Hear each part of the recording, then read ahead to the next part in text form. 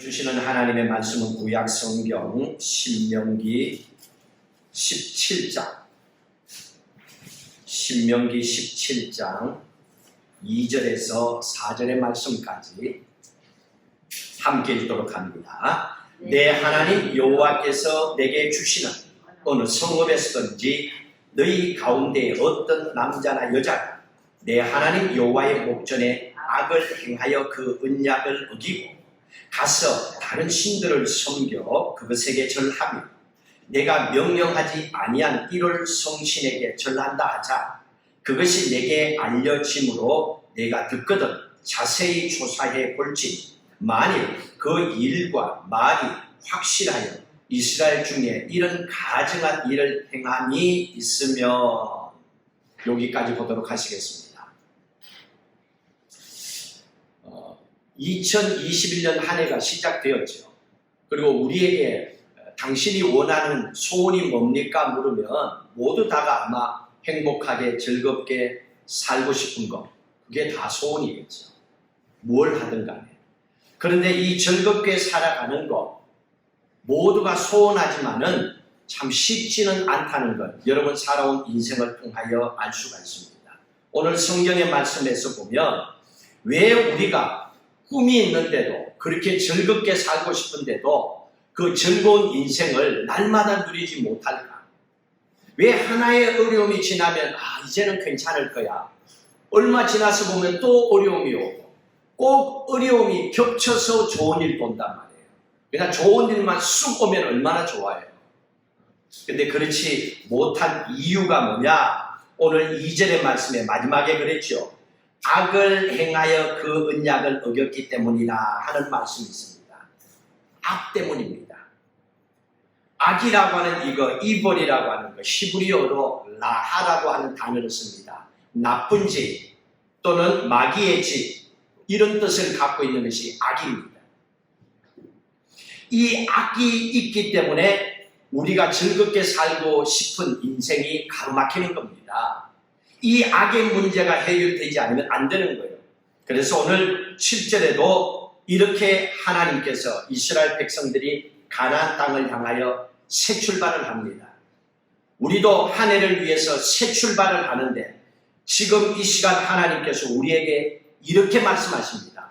즐겁게 살기 위해서는 7절 이렇게 살라고 합니다. 같이 읽습니다. 이런 자를 죽이기 위하여는 정인이 먼저 그에게 손을 댄 후에 묵백성이 손을 댈지니라. 너는 이와 같이 하여 너희 중에서 악을 제할지니라. 하나님께서 축복의 땅으로 들어가기 전에 가장 먼저 해주신 명령이 악을 제해라.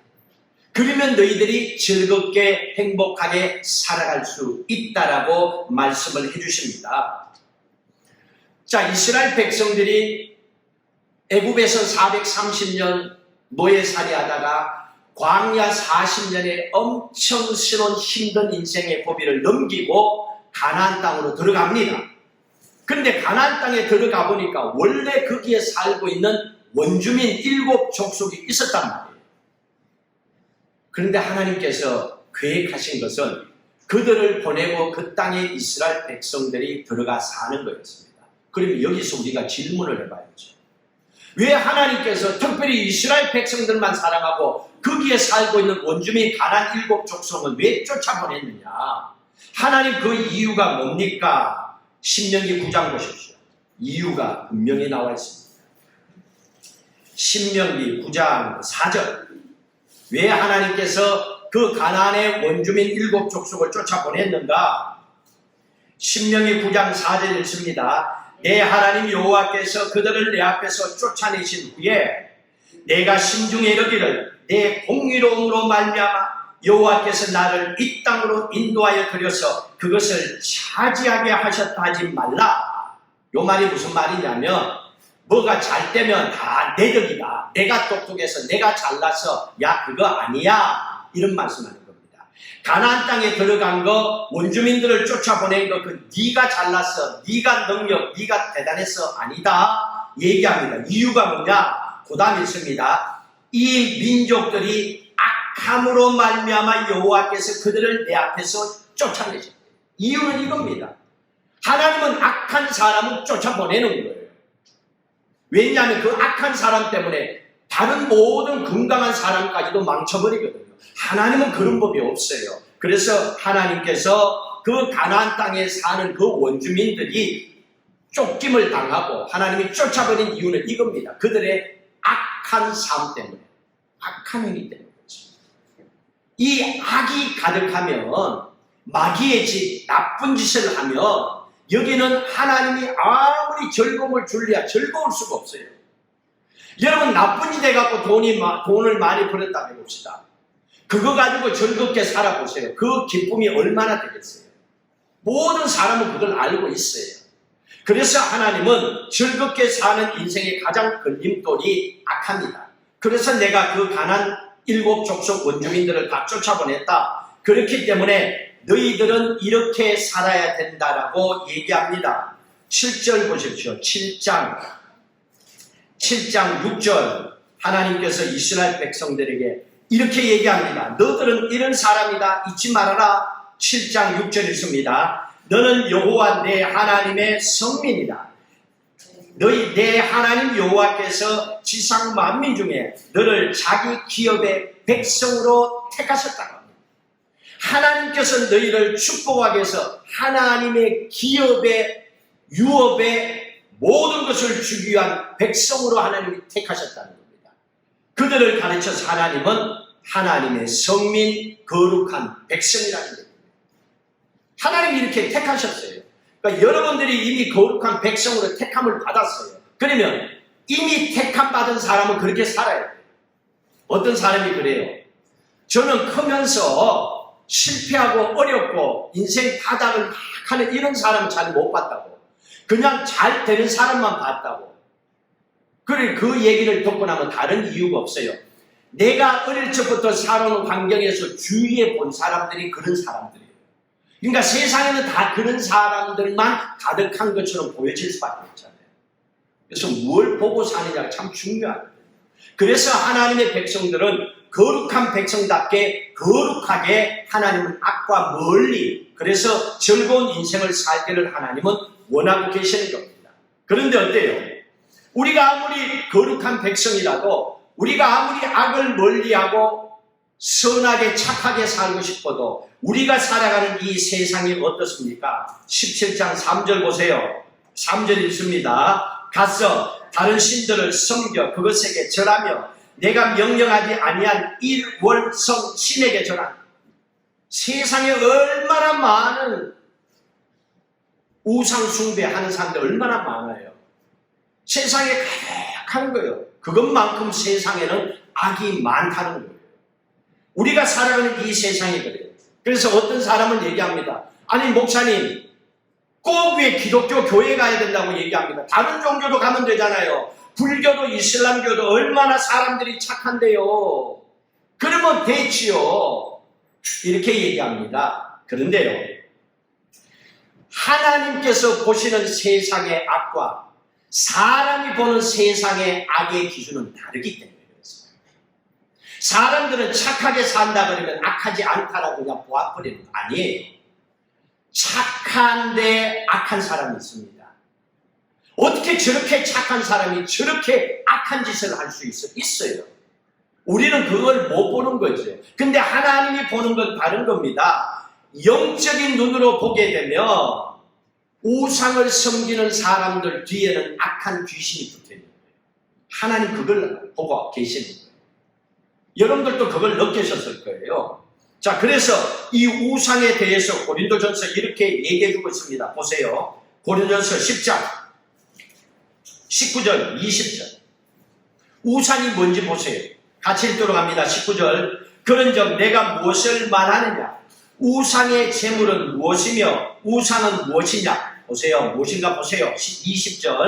무릇 이방인이 제사하는 것은 귀신에게 하는 것이요 하나님께 제사하는 것이 아니니 나는 너희가 귀신과 교제하는 자가 되기를 원하지 아니한다 그랬습니다. 다시 말하면 뭡니까? 우상에게 제사하는 것은 귀신과 교제하는 시간이라는 얘기예요. 우리 무리만 집사님을 기도한 집사님이 한국 전통 음악을 전공을 하셨어요. 그렇기 때문에 특히 한국 음악, 그래서 무속적인 신앙을 가지고 신을 받아서 하는 그런 것도 연구하셨어요. 집사님이 하시는 말씀이 그래요. 그 사람들은 가장 먼저 정결하게 해가지고 자기가 기도하는 그 자리에 가서 자기 귀신을 받아야 돼요. 귀신 들리지 않으면 안 되기 때문에. 그게 뭡니까? 오늘 이 말이에요. 우리가 우상 앞에 제사를 하는 것은 그냥 하는 게 아니고 그 시간에 귀신과 교제하는 거라는 겁니다. 그래서 우상에게 제사는 그때의 귀신이 역사하는 경우가 굉장히 많다는 겁니다. 그때 귀신이 들린다는 거예요. 자, 그러면 이 악한 문제를 어떻게 해결해야 우리가 즐겁게 살아갈 수 있는가?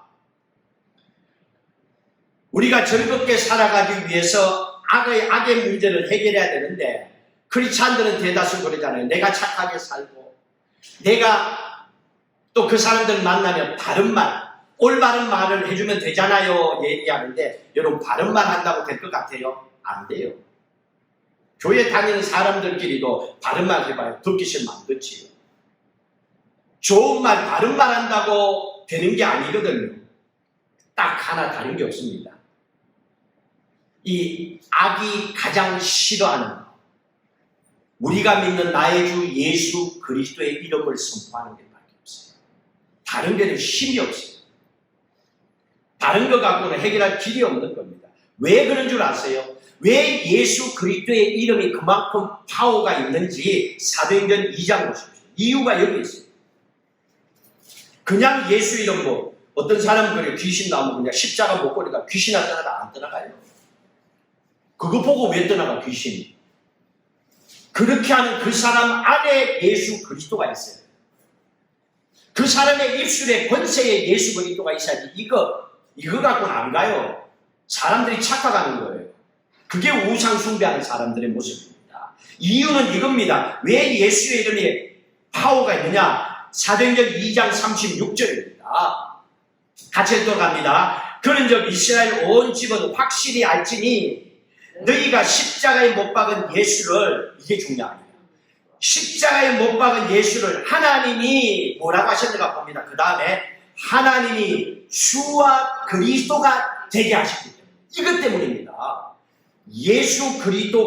예수가 십자가에 못 박히는 순간에 하나님께서, 성부 하나님께서 그 예수님을 주와 그리스도가 되게 하셨다는 겁니다. 주라고 하는 단어는 퀴리오스입니다. 헬라어. 퀴리오스. 이거는 다른 말로 하면 야훼 하나님입니다. 하나님. 그러니까 예수님께서 십자가에서 하나님이 되셨다는 얘기예요. 주가 되셨다는 얘기는 퀴리오스. 하나님이 되셨다는 겁니다. 그리고 그리스도가 되셨다 그랬습니다. 그리스도는 메시아를 얘기하잖아요. 또 다른 말로 헬라어로는 크리스토스라고 하잖아요. 이게 뭡니까? 기름 부은 왕을 얘기합니다. 그러니까 예수님께서 왕이 되셨다는 거예요. 언제? 십자가 지심을 통하여. 그래서 사탄이 무서워하는 것은 십자가를 지신 예수 그리스도, 다시 말하면 십자가를 통하여 모든 죄를 물리치고 승리하신 예수 그리스도, 그분이 누굽니까? 그분이 방금 얘기한 것처럼 예수님이 나의 하나님이시고 예수님께서 나의 왕이 되셨다는 거예요. 우리가 그분을 믿고 있는 거예요. 그래서 사탄이, 악이 존재하는 곳에서 우리가 예수 그리스도의 이름을 선포한다는 것은 나의 왕이 되시는 예수, 또한 나의 하나님이 되시는 예수 그리스도를 믿고 선포하기 때문에 귀신이, 악이 물러가게 됩니다. 이게 가장 강력한 힘이라는 겁니다. 그래서 여러분들이 잊지 말아야 되는 것은, 여러분들은 이미 하나님의 거룩한 자녀를 택하셨어요. 여러분이 다 하나님의 자녀가 되었기 때문에 이제는 하나님의 영이 내 안에 계시고 또 예수 그리스도의 영이 내 안에 계시기 때문에 우리 안에는 귀신을 쫓아보낼 수 있는, 악한 영을 쫓아보낼 수 있는 하늘의 권세를 이미 주셨다는 것을 믿고 사시는 주의 이름으로 축복합니다. 아멘.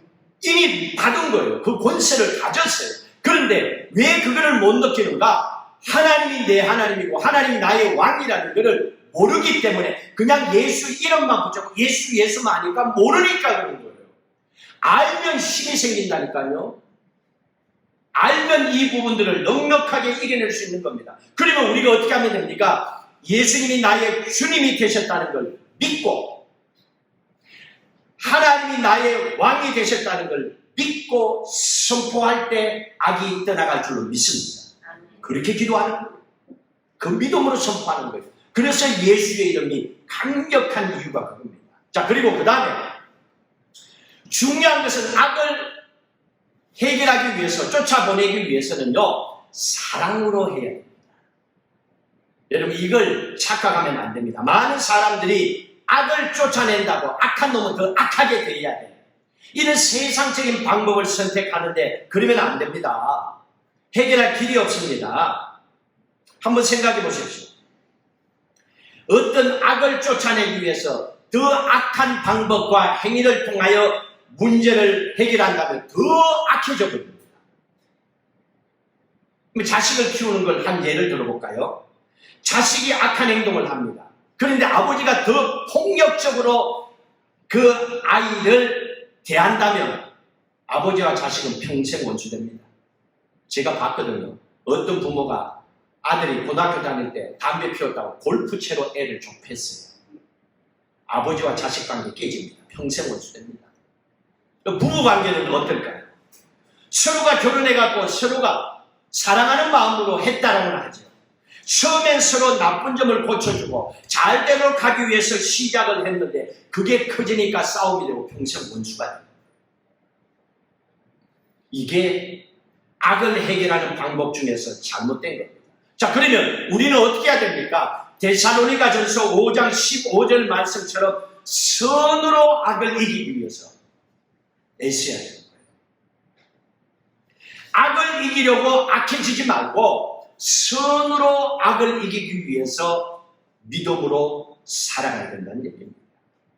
자, 그리고 우리의 싸움의 상대를 잘 아셔야 됩니다. 에베소서 6장 보십시오. 우리가 싸워야 될 상대가 누군지를 보고 사세요. 제발 아무나하고 붙잡고 싸우지 마세요. 에베소서 6장 12절 보십시오. 에베소서 6장 12절 같이 읽도록 합니다. 우리의 실험은 혈과 육을 상대하는 것이 아니요 통치자들과 권세들과 이 어둠의 세상 주관자들과 하늘에 있는 악의 영들을 상대하고, 우리가 싸울 상대는 혈과 육이 아니라는 거예요. 혈과 육이 누굽니까? 남편, 아내, 자식이 아니라는 거예요. 성도들끼리 아니라는 거예요. 근데 왜 자꾸 싸워요? 여러분 악한 영하고 싸워본 적 있어요? 악한 영하고 싸워본 적 있어요? 별로 없을 거예요. 근데 실제로 여러분들을 힘들게 하는 것은 다시 말하면 아내를 미워하게 만들고 자식과 싸우게 만들고, 이거는 자식과 나와의 관계가 아니고 그 뒤에 숨어서 싸우도록 만드는 악한 영이란 말이에요. 이놈하고 싸워야 되는데 이거는 보디가고 죽일 놈하고 막 자식하고 싸우고 남편하고 아니하고 니하고 내가 다시는 보면 내가 어쩌고 저쩌고 이러는 거예요. 아니라니까요. 신앙생활에도 중요한 걸 놓쳐버렸기 때문에 혈과 육이 아니라는 거예요. 다시 말하면 성질 부리지 말고 이 정도 수준이 아니고, 혈과 육이 아니라는 것은 우리의 싸움의 상대는 악한 영이지 남편, 아내, 자녀 또 우리 주위에 함께 있는 그런 사람들이 아니라는 얘기입니다. 혈과 육과 싸우게 되면요 평생 씻을 수 없는 상처만 남습니다. 그리고 그 상처를 안고 그냥 죽을 때까지 살아가야 되는 거예요. 여러분 이게 얼마나 고통스러운 줄 아세요? 이런 작전을 써서 사람과 집안, 인생을 망가뜨리려고 하는 것이 악한 영의 방법이에요. 근데 교회를 다니면서도 모르고 다니니까 여기에 자빠져갖고 교회는 열심히 나오고 열심히 봉사하는 것 같은데 가정 깨지고 부부관계 깨지고 부모와 자식관계 깨진 사람들 많습니다. 절대로 신앙생활 잘하는 거 아니지요. 오히려 불쌍하지요. 하나님은 그걸 우리에게 깨닫게 해주는 겁니다. 그러면 우리는 어떻게 됩니까? 예수 그리스도의 이름이 어떤 건지 화장 십자가 달 때 주가 되셨고 그리스도가 되셨다. 그 이름을 붙잡고 또 내 남편을 미워하게 만드는 그 마음을 줘서 깨뜨리려고 하는 이 악한 영과 싸워 사탄아 물러가라. 예수의 이름, 주와 그리스도, 왜? 내 안에 하나님의 영이 함께 그 믿음으로 기도하고 선포하라는 얘기입니다. 그럴 때 이기는 거예요. 그것도 아니고 매일 자식 보고 저놈 자식 저놈 꼴 보기 싫다. 그러면 안 돼요. 왜 자식이 미워요? 아니잖아요.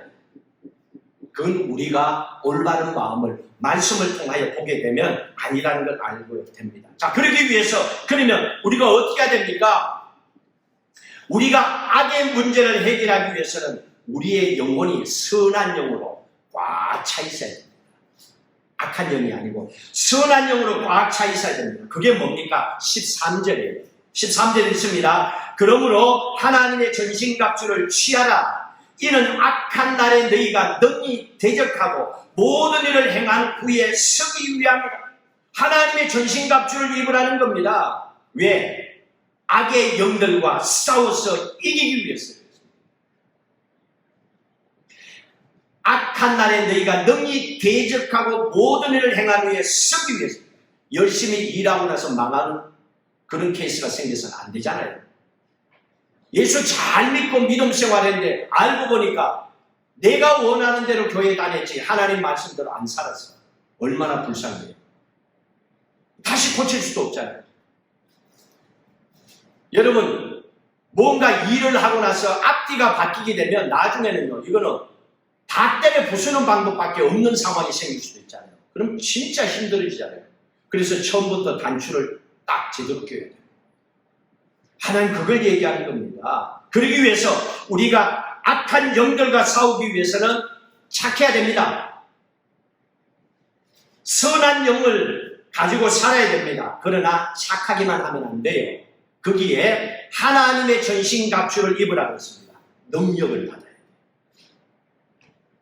하나님의 능력을 받고 말씀으로 충만해야 돼요. 말씀으로 삶을 풀어나가야 돼요. 그래야만이 우리가 살아가는 가운데 세상에 살다 보면요, 나하고도 상관없는데 악한 사람 만나죠, 악한 일들 만나죠, 악한 영들이 뒤에서 조작하죠. 어떻게 이겨요? 방법은 다른 게 아니에요. 우리가 하나님의 전신갑주를 입고 착한 마음을 가지고 또 하나님의 능력을 가지고 하나님의 말씀으로 다 충만하게 무장해 있으면요, 이 문제가 문제처럼 안 보여요. 아무리 악한 말이 들려와도 준비 안 됐을 때는 악한 말이 싹 들어왔다 빠져나가는 순간에 내 속 사람을 뒤죽박죽 만들어놔요. 뚜껑이 열리게 만들어요. 근데 하나님의 말씀으로 은혜로 꽉 차 있으면 들어와서 이게 걸러져요. 말씀. 그래서 이게 그렇게 내 오장육부를 뒤집어 놓을 만큼이 안 되는 거예요. 그렇게 돼야만이 웃으면서 사랑하는 마음으로 또 우리가 아무리 악한 사람 또 악한 일이 닥쳐도 거기서 벌벌 떨고 어떻게 하고 걱정할 것이 아니라 하나님 주신 선한 얼굴을 가지고 또 선한 말을 가지고 그런 상황을 헤쳐나갈 수가 있는 거예요. 이게 믿음의 삶. 이렇게 살아야 돼요. 세상 사람들과 똑같이 살 것 같으면 예수 믿는 거 뭐 아무 변화가 없잖아요. 하나님 그걸 가르쳐줘요. 그래서 우리가 어떤 악의 모습을 가지고 그 상황을 만난다 하더라도 우리는 선한 얼굴을, 선한 마음을, 또 하나님 주신 사랑하는 마음을 가지고 살아야 돼요. 그 문제를 이겨내야 돼요. 하나님 그걸 우리에게 가르쳐주고 계십니다. 자, 그리고 또 이스라엘 백성들이 이제 가나안 땅에 들어갑니다. 우리도 2021년 한 해를 이제 출발했는데 우리하고 상관없이 어려운 문제가 올 수 있잖아요. 해결책을 하나님은 미리 만들어 놓으셨어요. 이스라엘 백성들을 위해서. 한번 볼까요? 신명기 17장 8절. 자, 8절, 9절, 10절 같이 읽도록 합니다. 내 성중에서 서로 피를 흘렸거니와 다투었거나 굿하였거나 서로 간에 고소하여 내가 판결하기 어려운 일이 생기거든 너는 일어나 내 하나님 여호와께서 택하실 곳으로 올라가서 레위 사람 제사장과 당시 재판장에게 나아가서 물으라. 그리하면 그들이 어떻게 판결할 자를 내게 가르치리라. 이게 무슨 말이냐 하면 하나님께서는요, 이스라엘 백성들이 가나안 땅에 들어가면 각자 살 수 있는 그 성들마다 하나님께서 미리 제사장과 재판관들을 세워놨다는 겁니다. 기록에 보면요, 어떤 마을에는 재판장 또 제사장을 7명을 세우는 마을도 있고, 숫자가 많으면 23명을 세우는 데가 있고, 또 이스라엘 백성들이 사는 그 모든 것의 중앙 센터에는 71명이라고 하는 사내들인 공의회가 있었습니다. 이게 재판기관이 우리처럼 국회의원 비슷하게 재판기관인 사내들인 공의회 71명이 그 사는 지역의 센터에 다 있었습니다. 재판 제도를 하나님께서 미리 만들어 놓은 겁니다. 그리고 그 어려운 문제를 해결할 수 있도록 해놓은 겁니다. 그러면 여기에서 좀 궁금한 게 있잖아요. 여러분들이 믿는 하나님은 사랑의 하나님이잖아요. 용서의 하나님이고 자비의 하나님이잖아요. 그런데 하나님께서 왜, 사랑의 하나님께서 법을 왜 만들어요? 법. 이런 질문을 할 수 있죠. 기억하십시오. 우리가 믿는 하나님은 사랑의 하나님 맞습니다. 그리고 또 우리가 믿는 하나님은 질서의 하나님입니다. 세상을 만드실 때 질서 있게 만드셨던 거죠. 그리고 하나님은 공의로우신 공의의 하나님이십니다. 불의를 못 보십니다. 이 하나님은 이 모든 걸 다 가지고 계십니다. 자, 그렇기 때문에 우리는 늘 사랑의 하나님만 생각하기 때문에 그렇지 못한 상황을 잘 처리를 못하거든요. 하나님께서 이 상황을 해결하도록 하기 위해서 제사장과 재판관을 세웠습니다. 그리고 나서 재판장에게 가서 물었습니다. 그때 재판장이 10절에 이렇게 얘기합니다. 10절 읽도록 합니다. 여호와께서 택하신 곳에서 그들이 내게 보이는 판결의 뜻대로 내가 행하되 그들이 내게 가르치는 대로 삼가 행할 것입니다. 재판장들이 너희들에게 뭔가를 물으면 가르쳐 줄 거다. 예를 들면 그 재판을 보고 그거 서로 사랑하고 용서해라. 야, 너도 그런 적이 있었잖아. 그러니까 용서해줘. 이렇게 판결 내려주면 싫어도 용서하고 사랑하라는 거예요. 반대로 어떤 데는 벌을 내립니다. 심판을 내립니다. 사형을 내리기도 하고 감옥에 넣기도 하고 합니다. 징계를 내립니다.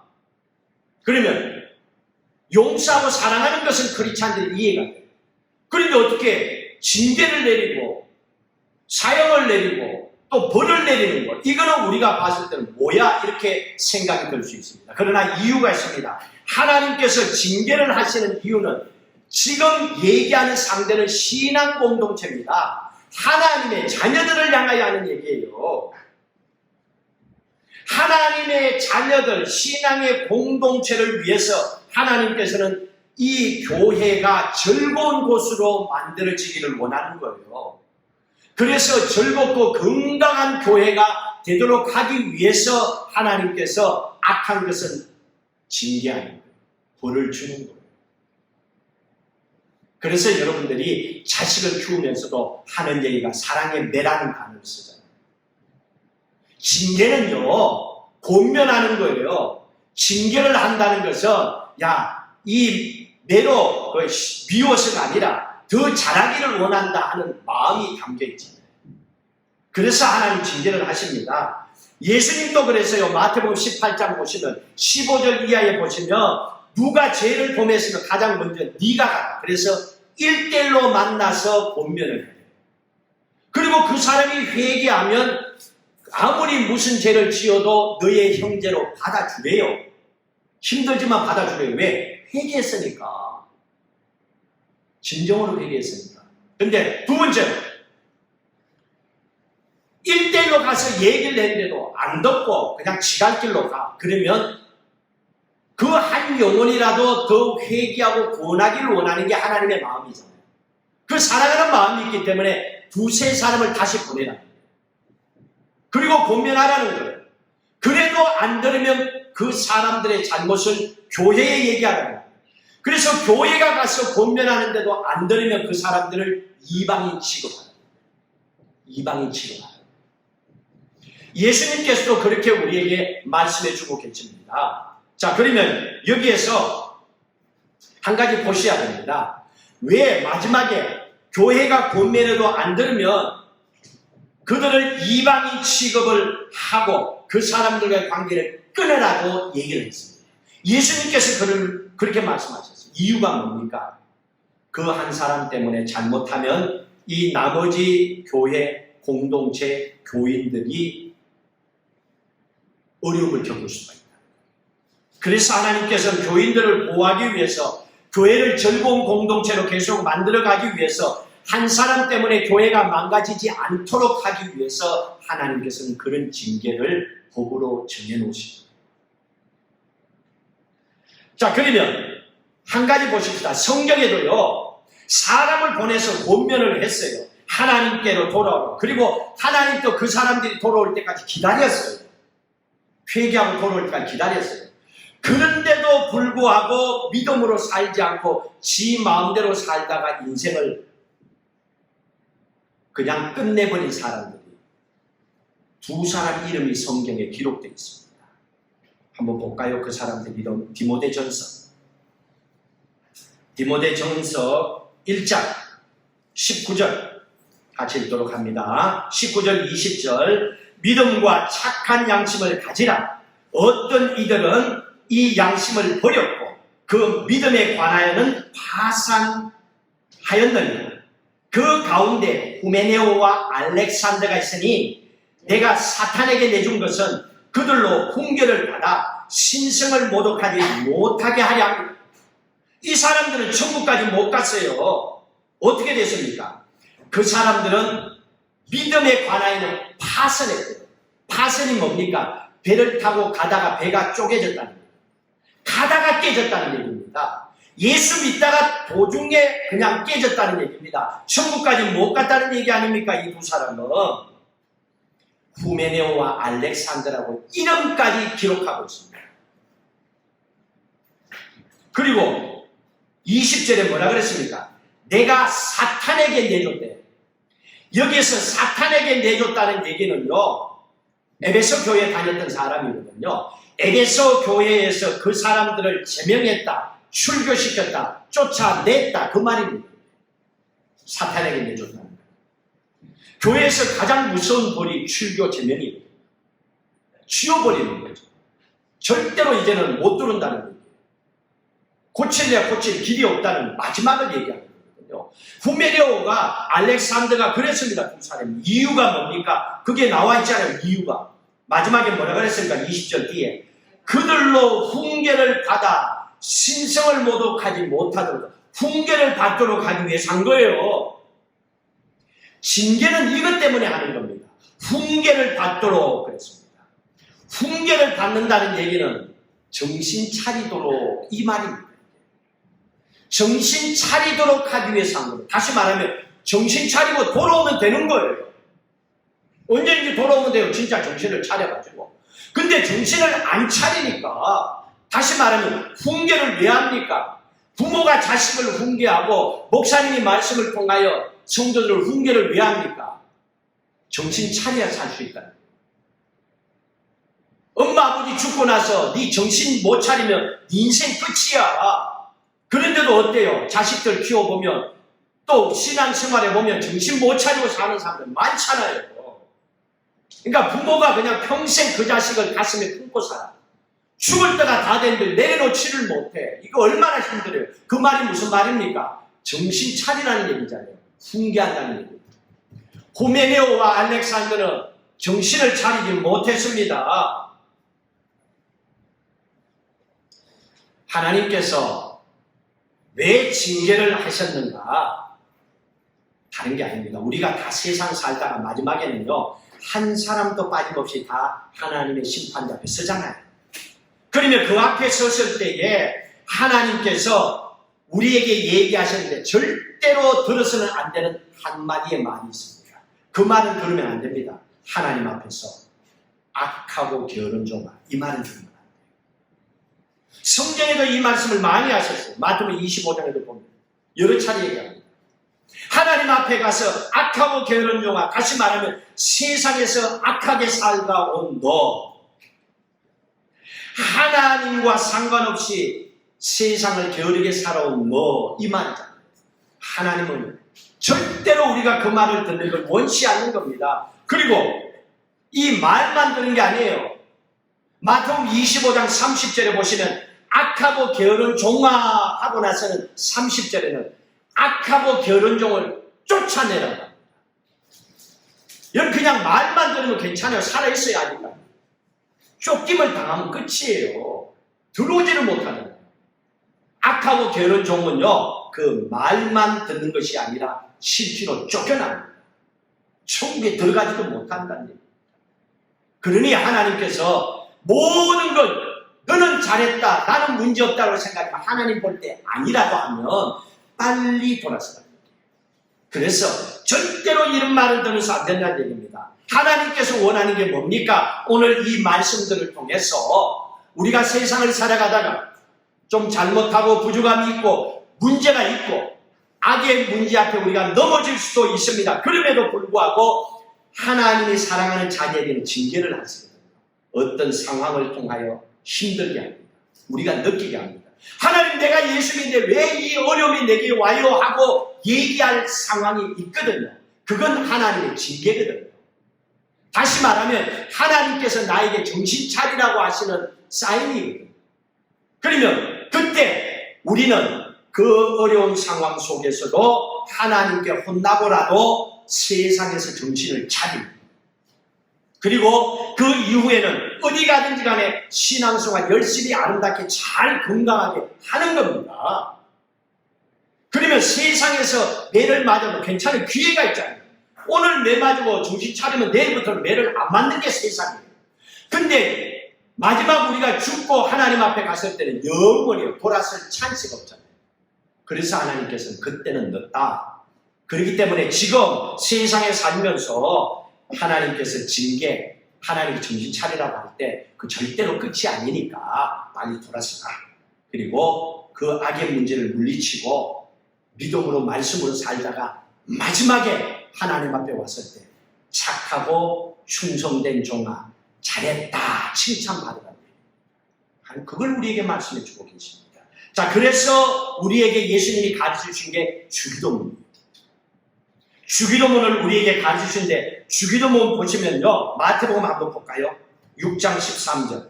요 말씀만 보고 마무리 짓도록 합니다. 자, 6장 13절. 우리에게 무슨 기도를 가르쳐 줬습니까? 같이 읽도록 합니다. 우리를 시험에 들게 하지 마옵시고 다만 악에서 구하시옵소서. 악에서 구하시옵소서. 날마다 기도하라는 얘기입니다. 이 기도를 하고서 정말 바닥 같은 인생이었고 슬픈 인생으로 세상에 태어났는데 이 기도하고 남은 인생을 악을 보지 않고 천국의 삶을 이 땅에서 누리고 살다가 간 사람이 있습니다. 누군 줄 아세요? 역대상 보십시오. 구약성경 역대상 4장. 역대상 4장 9절. 역대상 4장 9절 같이 읽도록 합니다. 야베스는 그의 형제보다 귀중하니라. 그의 어머니가 이름하여 이르되 야베스라였으니 이는 내가 수고로 낳았다. 이게 무슨 말이냐면 엄마가 야베스를 임신했을 때 아빠가 도망가서 아빠가 없는 거예요. 아빠가 없습니다. 그래서 이걸 유복자라고 하죠. 아빠 없이 자랍니다. 야베스의 이름의 뜻이 뭡니까? 내가 수고로이 낳았다. 그 말이에요. 내가 수고로이 낳았다. 그런데 이스라엘은요, 아버지가 없으면 사람 취급을 못 받는 것이 이스라엘의 풍습이에요. 그 이스라엘이에요. 아마 우리 한국에도 그랬어요. 애비 없이 자란 아무 것이. 저도 어릴 적에 어떤 분이 하는 얘기를 들은 게 기억이 나요. 아버지가 없는 자식은 사람 취급 안 하니까 결국 힘든 인생을 혼자서 헤쳐나가야 되잖아요. 얼마나 힘들겠어요.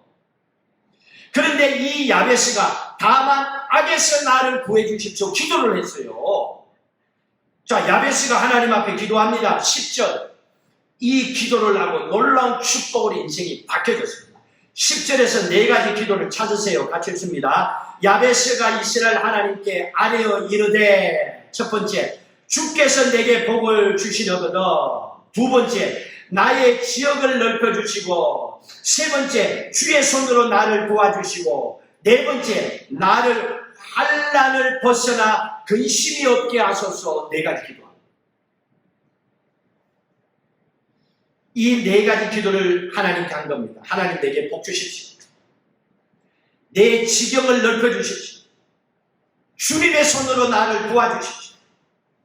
나를 환난에서 벗어나 근심이 없게 하십시오.